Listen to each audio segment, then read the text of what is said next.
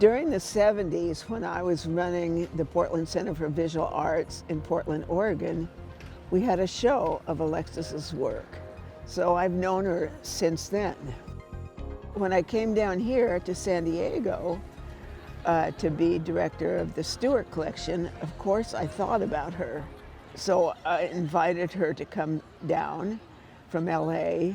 She was a big part of the sort of contemporary scene in Los Angeles for quite a while. And she studied with Bob Irwin before that at UC Irvine. She studied with all kinds of people, but she was influenced by the outdoor art of people like Bob Irwin.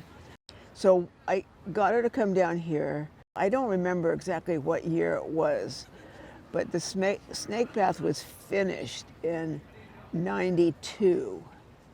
So it was before that. I was 19 when Alexis asked me if I would work for her on this project.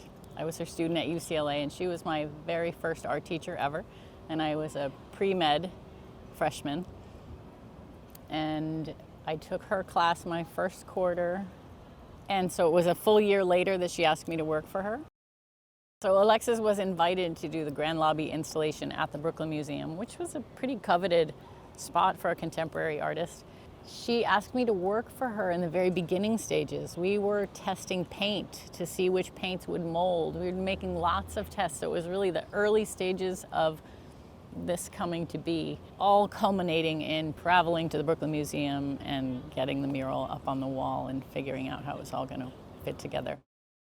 I actually went to the Brooklyn Museum to see the snake, which had been done as a temporary commission for the Brooklyn Museum lobby. And it was astounding. I mean, I was bowled over by it and excited, and so talked to Alexis. She said, why don't we make a real snake path, going up to the library? And that seemed like a brilliant idea. Again, the serpent of knowledge, going to the library which is where the knowledge is stored. And the snake mural went into storage. The mural came down and was rolled on the sonotube, put in a huge crate, and it went into storage for 30 years. Alexis has said to me over the years a few times, if you can find a place for that mural, I would give it to you. I think the Stuart collection would be the place to have it because it's the inspiration for the snake path. It was 2016, I came here with Alexis and my mother and my daughter for a Stuart collection function, a benefit or something in the summer. And that's when we all started talking again. How can we make this happen? Let's get this somewhere. And I didn't know that it could be here, but this is a great place because we always used to say that San Diego is where Alexis' art family is. I've been looking for a wall for a long time, and every few years I'd send out emails and say, can't we find a wall that's 60 feet long and 22 feet high?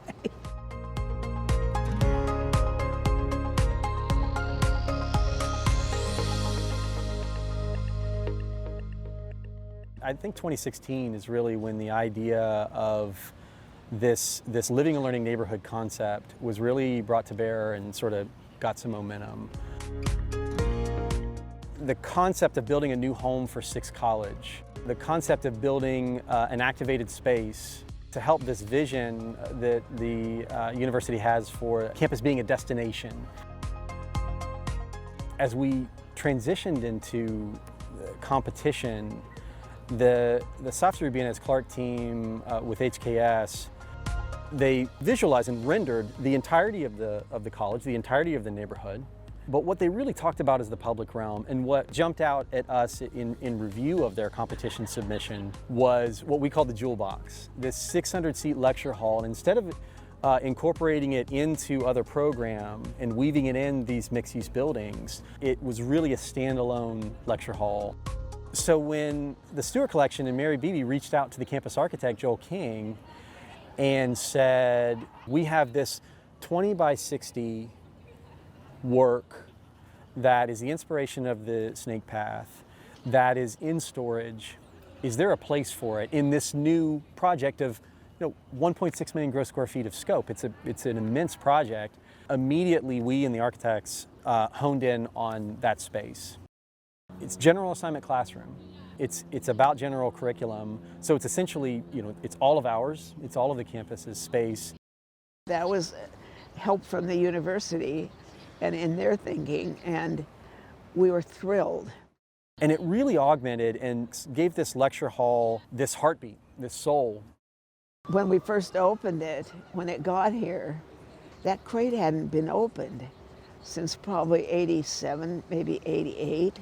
And then we opened it up and we were in tears, all of us at this, how gorgeous it was. It's now up after all these years and it's found a home. There's a great company here in San Diego called Artwork San Diego. It's owned by Wendell Ekholm, and one of its major workers is Dustin Gilmore.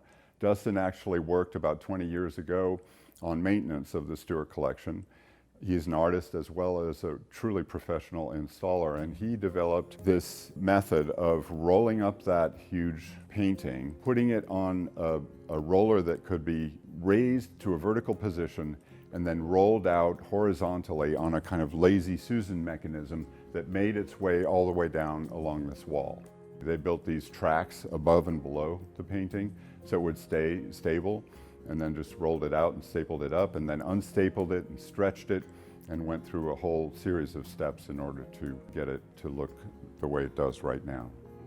It really gives me such respect for what Alexis accomplished in 1987.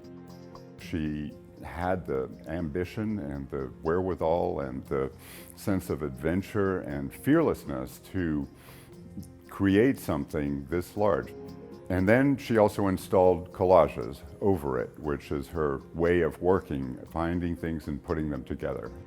In a way, this huge mural is itself a collage of different elements that have been superimposed. It was painted at UCLA Theater Department in '87. A guy named Rich Sedevi was in charge of the painting, and they painted it right on set where the canvas sort of was able to be lowered down below the floor as they were painting. My sense of moving through here, it's like you're in this landscape. It's just looming all around you, and that's a wonderful thing. And then when you come up to those assemblages, you'll be able to see these much smaller details that relate to Jack Kerouac and are quotations lifted from his book On the Road. It's contained within the glass of the building in the hermetically sealed building, but as you enter in from Ridgewalk, as you enter into the public realm of the project, it really draws you in, and it's really enjoyed from the public realm. This space is 100 feet wide and about 10 feet deep, so you can't basically step back and see the totality until you go outside. And when you go outside, it's much better if it's at night, because it's truly like luminous, like a lantern when it's at night. You see everything. That piece, as you're drawn into the project, has become the main entry for the new Home for Six College.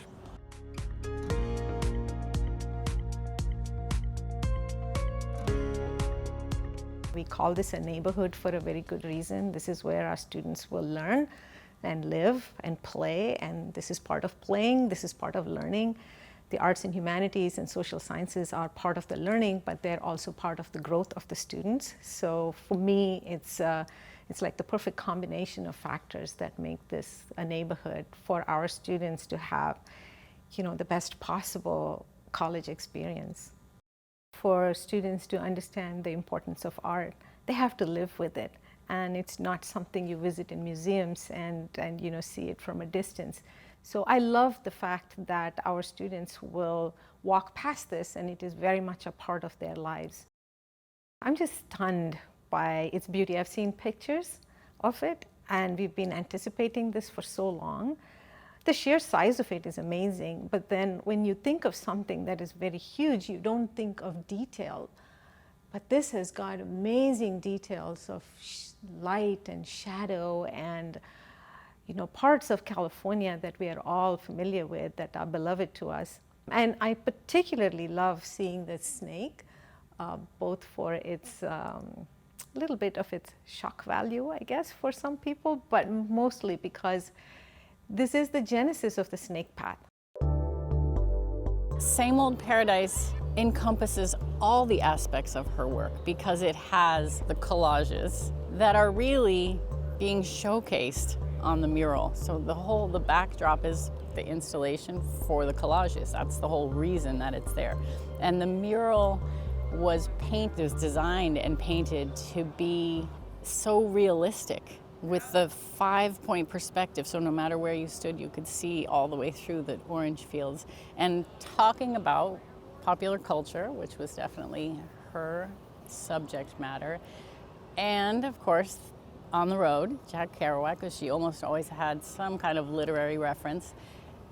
And I think really bringing all of the elements of her Southern California focus to her work into one piece. Even though it was talking about traveling across the country, it was coming to paradise. For me, this viscerally brings something, front and center for us. San Diego also has a very large Latinx population, and there's a lot of connection with the migrant workers who come in here to work. And sometimes we forget that because we live in a city, but this reminds you that our state has been the home for people who are intimately working with the soil, who come from places that are close to us but across borders, and who are very much part of our community, sometimes temporarily, sometimes long term. So it has connections beyond just the picture and just beyond just the idea that yes, there is farming in our state. I think it also speaks to the people who are involved in this. You start looking at all the decisions that went into making it look perfect and seamless and kind of random in a way.